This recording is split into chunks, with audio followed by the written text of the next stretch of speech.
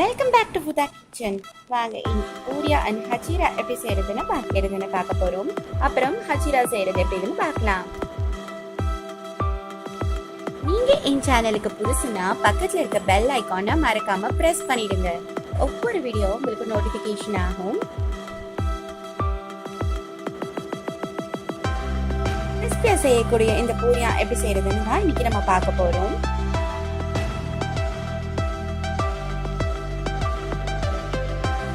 கடலை பருப்பு 1/3 கப் ஊற வச்சு வேக வச்சு வச்சிருக்கிறது.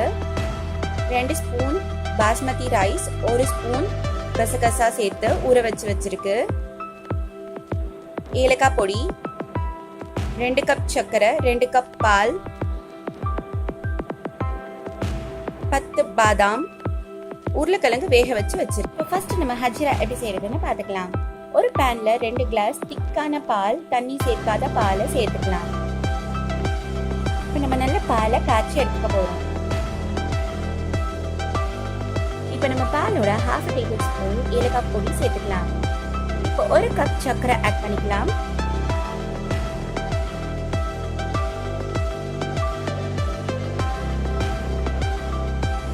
பாதாம ஸ்கின் பீல் பண்ணி சேர்த்துக்க போறோம் மிக்ஸி ஜார்ல.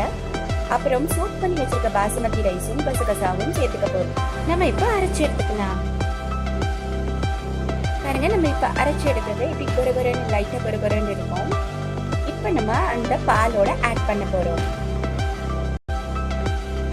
இப்ப நம்ம அந்த பாலோட ஆட் பண்ணிக்கலாம். ஆட் பண்ணிட்ட பிறகு விடாம மிக்ஸ் பண்ணிட்டே இருங்க லோ ஃப்ளேம்ல. விடாம மிக்ஸ் பண்ணிட்டே இருக்கலாம். லோ ஃப்ளேம்ல மிக்ஸ் பண்ணிட்டே இருக்கும்போது 1 ஸ்பூன் கீ ஆட் பண்ணிக்கோங்க. இப்போ நல்லா திக் ஆயிடுச்சு. இப்போ நம்ம ஹஜீரா இஸ் ரெடி. ஸ்விட்ச் ஆஃப் பண்ணிடுங்க. இப்போ நம்ம ஸ்வீட் ஃபில்லிங் செய்ய போறோம். அதுக்கு கடலை பருப்பை வேக வச்சு வச்சிருக்கிறத ஒரு மிக்ஸி ஜார்ல சேர்த்துக்கலாம். 2 பொட்டேட்டோ சேர்த்துக்கலாம். 1 டேபிள் ஸ்பூன் ஏலக்காய் பொடியும் சேர்த்துக்கலாம். இப்போ நம்ம எல்லாத்தையும் சேர்த்து நல்லா பிளெண்ட் பண்ணி எடுத்துக்கலாம். இப்படி ஸ்மூத் பேஸ்டா இருக்கணும். ஸ்வீட் ஃபில்லிங் செய்யறதுக்கு ஒரு பேன்ல நம்ம 1 டேபிள் ஸ்பூன் கீ சேர்த்துக்கலாம். சேர்த்த பிறகு அரைச்சு வச்ச கடலை பருப்பையும் உருளைக்கிழங்கையும் சேர்த்துக்கலாம். நல்லா ஃபைனா அரைச்ச ஸ்மூத் பேஸ்ட்டை நம்ம சேர்த்துக்க போறோம். 1/3 கப் சுகர் ஆட் பண்ணிக்கலாம். ஆட் பண்ணி லோ ஃப்ளேம்லயே நல்லா மிக்ஸ் பண்ணி விட்டுக்கோங்க.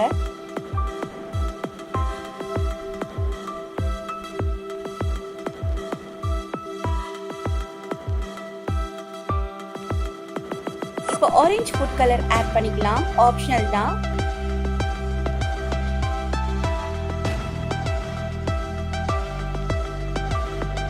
இப்போ நம்ம பூரியானுக்குள்ள வைக்கிற ஸ்வீட் ஃபில்லிங் ரெடி ஆயிடுச்சு. பூரியானுக்கு தேவையான மாவு பிசைஞ்சதுக்கு 2 கப் மைதா ஆட் பண்ணிட்டு 1/2 table spoon salt, 1 table spoon oil சேர்த்துக்கலாம். நல்ல மெல்ல எல்லாத்தையும் மிக்ஸ் பண்ணி விட்டுக்கோங்க. தண்ணி கொஞ்சம் கொஞ்சமா சேர்த்து மாவு பிசைஞ்சு எடுத்துக்கலாம். ரொம்ப ஸ்மூத்தா பிசைஞ்சு எடுத்துக்கலாம். இப்போ ரொம்ப ஸ்மூத்தா பிசைஞ்சு எடுத்தாச்சு. பாருங்க எப்படி இருக்குன்னு. சாஃப்டா இந்த மாதிரி பிசைஞ்சு எடுத்துக்கலாம். பூரியானுக்கு தேவையான மாவு ரெடி ஆயிடுச்சு. இப்போ சின்ன சின்ன பால்ஸா நம்ம உருட்டி எடுத்துக்கலாம். பூரிக்கு எடுக்கிற மாதிரி இப்போ ஒரு பால் எடுத்து நம்ம தின்னா ரோல் பண்ணி எடுத்துக்கலாம். நம்ம தின்னா ரோல் பண்ணி எடுத்தாச்சு. இப்போ சென்டர்ல ஸ்வீட் ஃபில்லிங் வச்சுட்டு அடுத்த சைடை மடக்கி விட்டுட்டு ட்விஸ்ட் பண்ணி விட்டுக்கோங்க. மெல்ல இந்த மாதிரி சுத்தி விட்டுக்கோங்க. ஸ்வீட் ஃபில்லிங் வெள்ளை வலி வராத அளவுக்கு. இப்போ நம்ம இன்னொன்று எப்படி செய்யறதுன்னு பார்ப்போம். ஸ்வீட் ஃபில்லிங்கை சென்டரா வச்சுட்டு இன்னொரு சைடை மடக்கி விட்டுட்டு மெல்ல ட்விஸ்ட் பண்ணி விட்டுக்கோங்க கார்னரை. பாருங்க, இப்படிதான் மடக்கி விட்டுக்கணும். அதே மாதிரி எல்லாத்தையும் இந்த மாதிரி ரெடி பண்ணி வச்சுக்கலாம். நம்ம டீப் ஃப்ரை பண்ணி எடுக்க போறோம். ஆயில் நல்லா ஹீட் ஆனதும் நம்ம இப்போ ஃப்ரை பண்ணி எடுத்துக்கலாம்.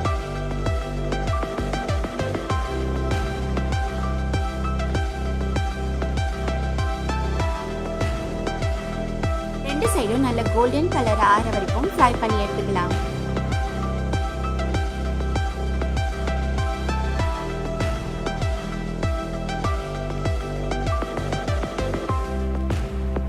பாருங்க நம்ம பூரியா நல்ல கோல்டன் கலர்ல எவ்வளவு சூப்பரா ரெடி ஆயிருக்குன்னு. அதே மாதிரி அடுத்த பேட்சும் ஃப்ரை பண்ணி எடுத்துக்கலாம்.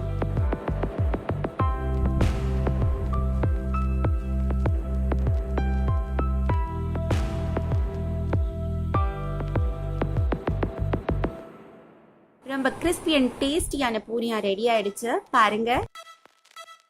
இப்ப நான் உங்களுக்கு பூரியானோ ஹஜிரா வச்சு எப்படி சாப்பிடணும்னு சொல்லி தரேன். பூரியானோ இப்படி பிளேட்ல வச்சுட்டு ஹஜிராவை மேல ஊத்தி தான் சாப்பிடணுங்க.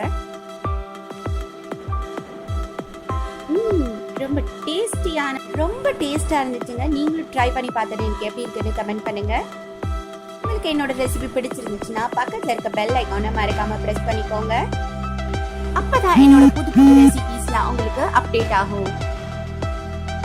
தேங்க்ஸ் ஃபார் வாட்சிங்.